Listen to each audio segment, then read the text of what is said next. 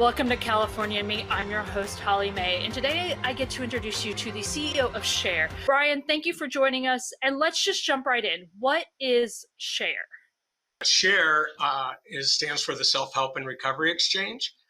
We're a peer-run organization, which means everybody that works for us has lived experience and has gone through trauma issues, recovery themselves, so that they can relate to the people that are our customers or our community, as we call it.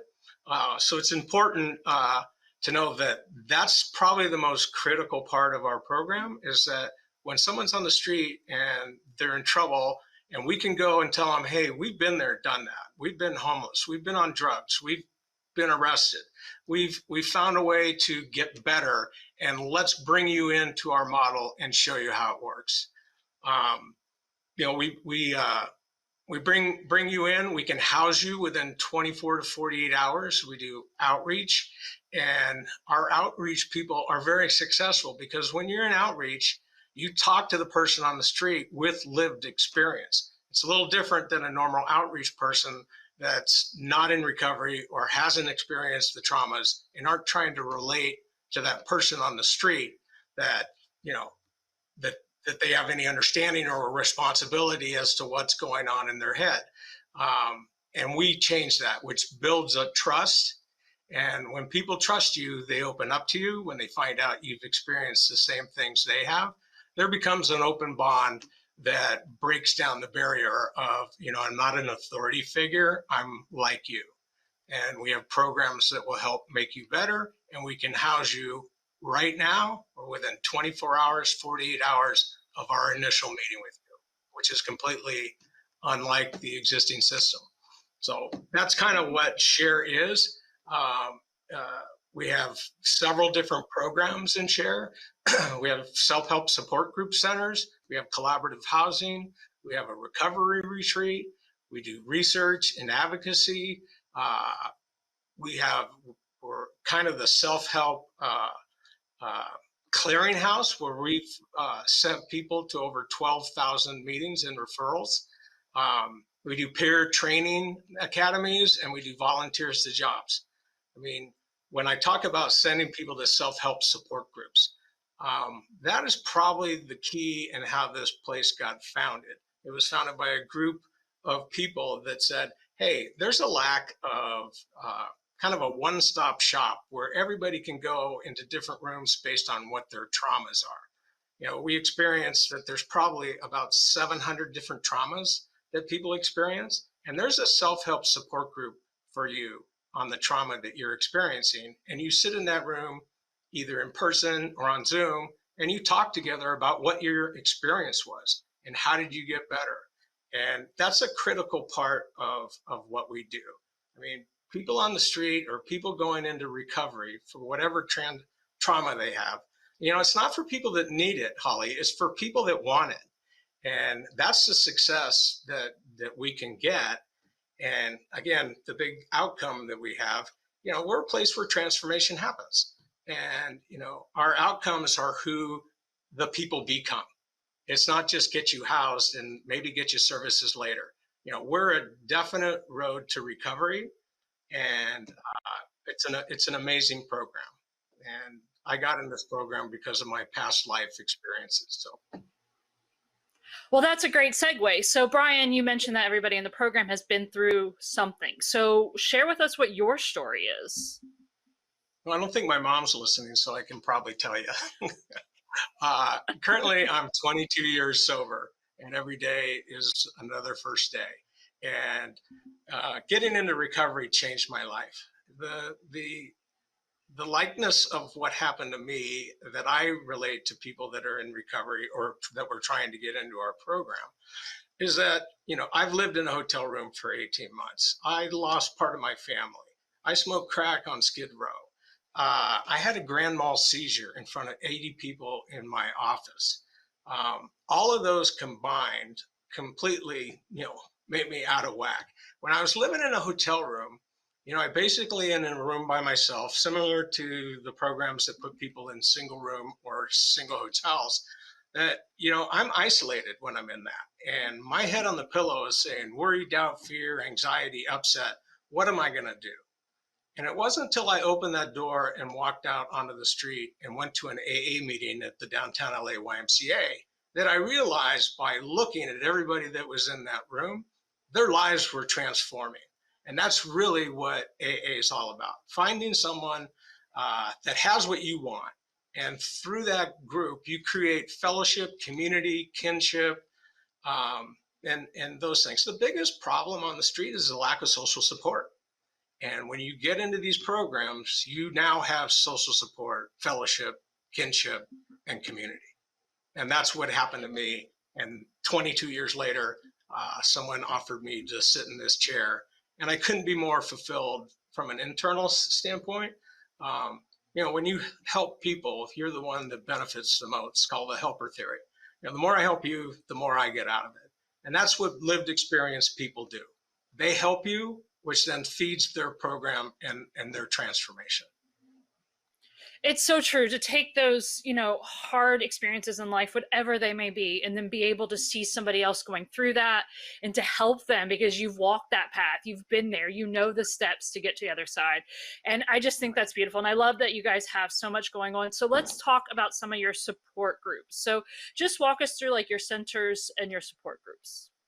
Well, again, when we're qualifying ourselves to you, there's an offering as to, what's your trauma? What do you experience? What puts you out here that creates an upset within your system? I mean, anything that creates an upset is trauma. And how do we deal with that individual trauma? We have, like I said, there's 700 different traumas that people experience. And in our 10,000 referrals that we take them, we refer them to the groups that they're affected. I mean, traditionally, like in our buildings, AA, NA, Narcotics Anonymous, there's battered women, there's Gamblers Anonymous, there's Financial and Debtors Anonymous, there's ACA, which is adult children of alcoholics that have dysfunctional families. I mean, there's a merit of so many different programs, Holly, that there's a space for you in every one of your different traumas. Well, you'll be in a room with lived experience of people that have had and experienced the same trauma as you have. And through that, again, you see what they have, you get motivated to do what they have, and you're motivated to change and change your life. And it's like a change by choice program. I mean, when you're in a hotel room by yourself again, or if you're living in an apartment by yourself and you're allowed to drink, use, take drugs, don't have to take your bipolar medicine, don't have to have a job, and when you don't have to take the programs, you don't use them. And that's where we encourage people, and we do it through our collaborative housing model. And I'm happy to explain how that works as well. Yeah, I would love for you to tell us about that, about your collaborative housing model. So as part of our program of recovery, that we put people into single family homes or duplexes where it's kind of like when you went to college, your parents didn't put you in a single room 6 blocks off campus. They put you in a dorm or a fraternity where you lived in kind of a community. You had a roommate and all those different things that you had when you're receiving social support and fellowship. Our program brings, say we have a 4-bedroom house, we bring 8 people into that house, all with different experience and whatever, but they come into the house and let's say you have a roommate, and like you had in college, and your college roommate's going to the library every day and is getting A's and B's for going to that library. And I'm your roommate and I don't go to the library at all, and I'm getting C's and D's. Well, maybe the light turns on in my head that maybe I should go to the library and I'm going to improve my grades. The same thing happens when your roommate's going to AA. Maybe I should go to AA. Your roommate gets a job. Maybe I should get a job. My roommate got his high school GED. Maybe I should go get. They got a job. And as you build that, you're building up fellowship and community and kinship within that house. And when you come into that house for the first time, and again, it's kind of look at it like it's Airbnb for homeless. everything in that house is provided for you. There's no first and last rent. You don't pay any of the utilities. Your knives, forks, kitchen utensils, coffee maker, laundry soap, and all of that is already provided. So there's a very low barrier of entry, virtually nothing. All you have to do is agree to pay your rent, agree to not be violent, agree not to use drugs or alcohol within that house, not meaning that you can't go and do that somewhere else until you find out that, I'm ready to quit. And again, it's again for people that want it versus the people that need it. And in those houses, I mean, it's like a family. And in collaborative housing, I can put people. There's over 10,000 houses for lease in LA County. So if I have a landlord that wants to get involved with this service, and I have 8 people in that house, they all pay out of their own SSI, SSDI. Many people already have jobs. If you're a vet, you get X amount, and a portion of that pays your rent. So now you have a little skin in the game, and you're getting all this, but it's a minor cost. If you're in LA and you're trying to get housing and you're going out to find something, I mean, a single room in LA, at the minimum is like $1,800 to $2,300. And that's not what happens in our program. And so it's kind of a beginning of a life change. And again, our goal is, again, our outcomes are who you become. I mean, we're not going to let up on you trying to help you find your way, how we promote our programs. We get you like a caseworker that deals with your legal issues, that gets you to the medical needs that you want. Very similar, but the people that are doing that and taking you are lived experience people. And so it just seems to work. And people go, well, isn't it crazy when people go into the house? And yeah, sometimes it's crazy. It's like a family. You're not getting along with your brother or sister, and you don't like your room and living with your brother, so you want to live with your sister. I mean, there's all those things. I mean, so when you come into the house, it's heck, get the 4 words. It's called storming, and then conforming, and then norming, and then performing. So there's like stages that the house goes through that eventually turns into a performance. And when we have lived experience peer bridgers, which are people, again, with lived experience that have done this before and have done that, they do a life plan with each person, kind of a 5-year going backwards. What do you want to do in year 5, 4, 3, 2, 1 in order to get to that goal? And then we have what we call house meetings. And a house meeting is all the people that are in that house gather together, and it's kind of mediated by the peer bridger, but we allow you to make your own rules. Like, hey, Billy's going to clean toilets this week. Who's going to do the dishes? Who's going to vacuum? And when you're allowed to make your own rules, Holly, you follow them. And that's what you're trying to create, a stability and understanding how it works. So when you leave our program, you know what it's like. You've gone to our self-help support groups. You got a job, your roommate got a job. Maybe, hey, let's go now. We both have jobs. Let's go find an apartment together. And that's kind of the end game. We have like 4% of the people that leave our program return to homelessness. So the outcomes and the numbers that we present are incredibly wonderful. That's amazing. So let's kind of talk through, because you've got a lot of people both receiving these services, but also helping you. So let's start at the beginning. If I am in need of what you guys are offering, how can I get plugged into your programs?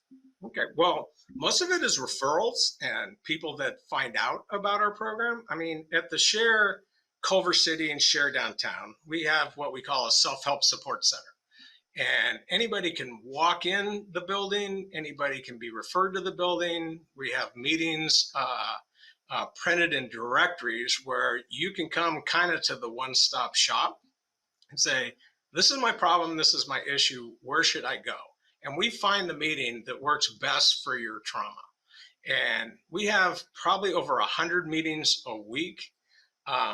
We have 1,000 people come through our program in a month, the 40,000 referrals that we send out. And the key to anybody in recovery, you have to make it easy for them to get there.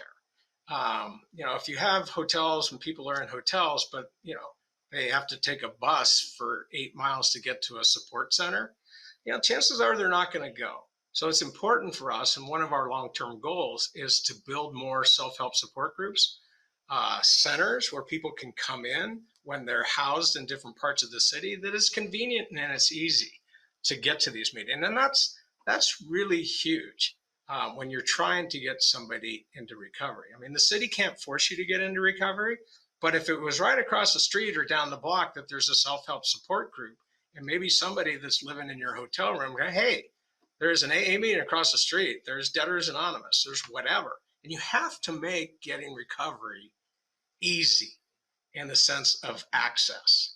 And that's what our how people come into our program and start. Once they're in that program and they're doing that, we find out that they're homeless. Then they get into our collaborative housing program. And then they can transition into becoming peer specialists where they can come and work for us. A peer specialist is a person with lived experience that had all the issues that were happening, but has gone and become, let's say, a minimum of a year in recovery, which qualifies them to come in and get trained to be a peer specialist. If you want to be a peer bridger that goes into the homes that we currently have about 31 homes that are out there in various sizes. We're looking at duplexes that we have in our program where it's 5 bedrooms, 3 baths upstairs, 5 bedrooms, 3 baths downstairs. You can put 20 people in that building.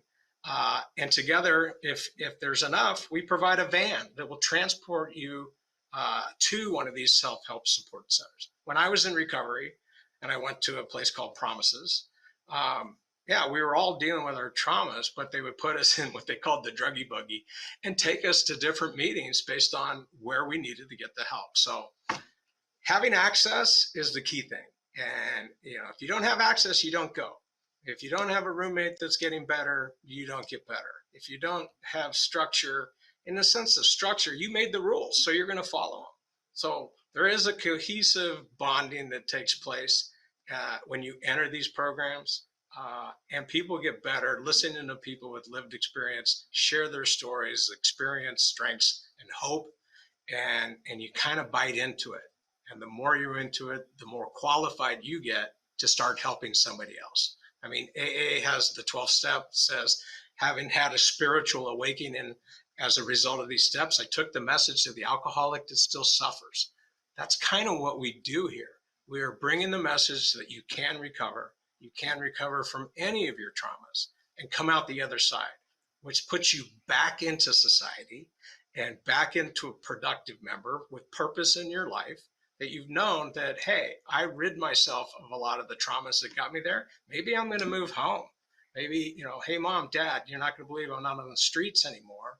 I'd really like to come home and reunite with my existing family. This happens every day. And that's why it's critical based on the model and the program that we share.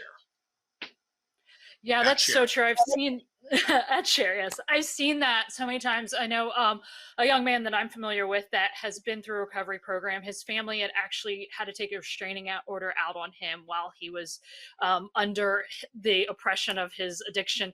And now they're coming to church with him. And I think that's so cool when you do have those families that get reunited. So let's quickly talk about if someone has been through an experience, they're now on the other side and they want to come along beside you and be that help and that support system. Where can they sign up? How can they get involved as a peer specialist? Yeah, we are currently hiring people as fast as we can. You go onto our website, www.shareselfhelp.org, and you can go through our programs, but you can also see what we're hiring for, what position would be best for you.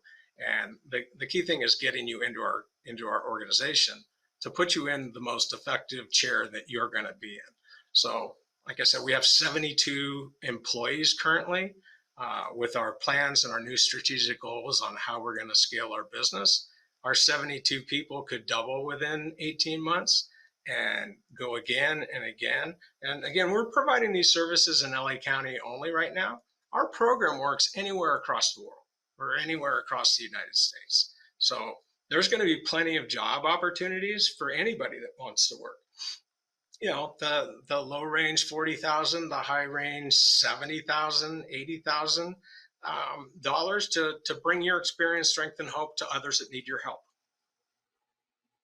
And so on that, if people want to give, like, I mean, this is, I know you said that people pay their rent, but that's still a lot of overhead for this organization to be this big. So how can people support you financially?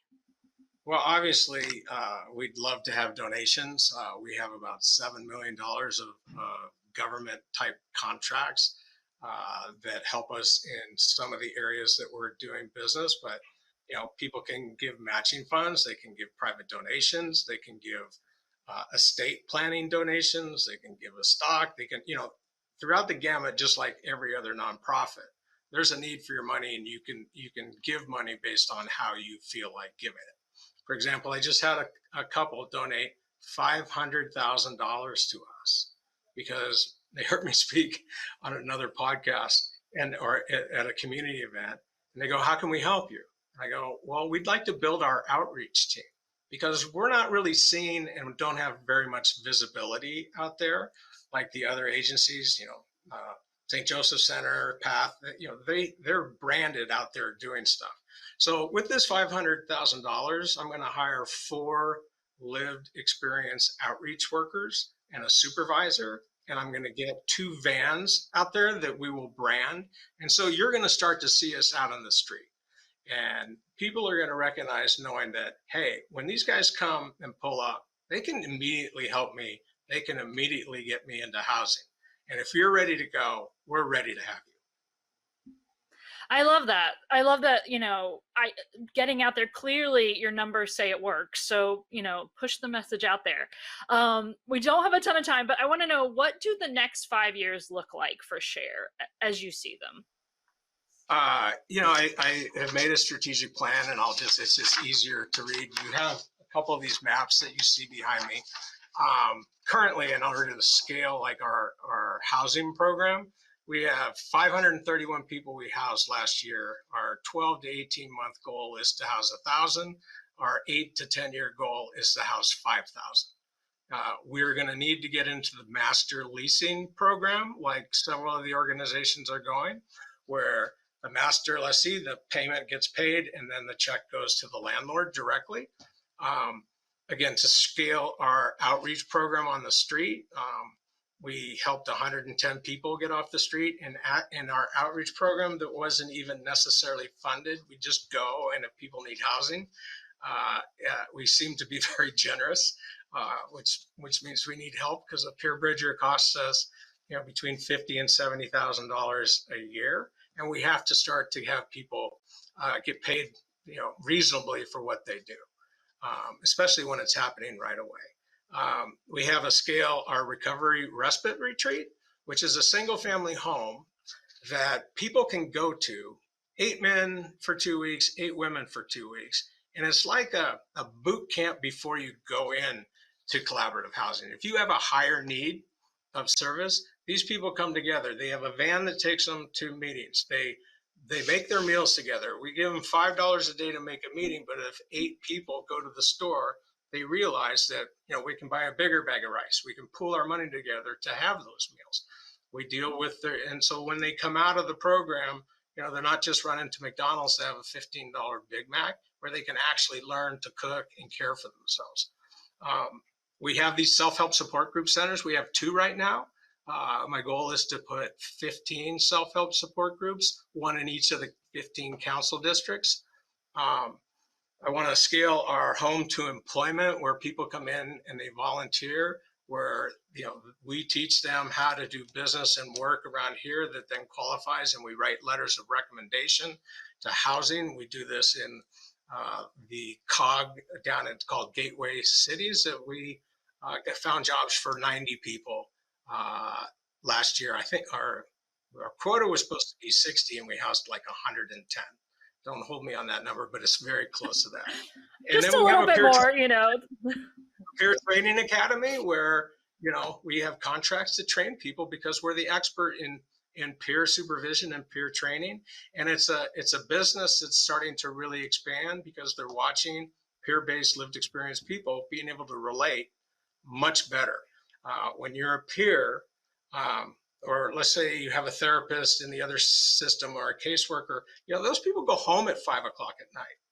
In our program, you can reach out to your peer bridger when stuff happens at 9 o'clock at night, or you call the fellowship of the self-help support group people that, hey, I need help. I'm arguing with my roommate. I'm about to drink a beer. So the whole system works really well. We're starting a program that does retail outlet specialists. We bring peers into a retail store. I can't really disclose the store, but it's very effective. Sorry, Holly, I could talk all day. No, I love all this, and we didn't even touch some of the stuff you do. Yes, but thank you so much for joining us, and I encourage everyone to check out all the things that SHARE is doing in the community and get involved in some way. So thank you again, Brian, and thank you to our viewers. Hope to see you again next week.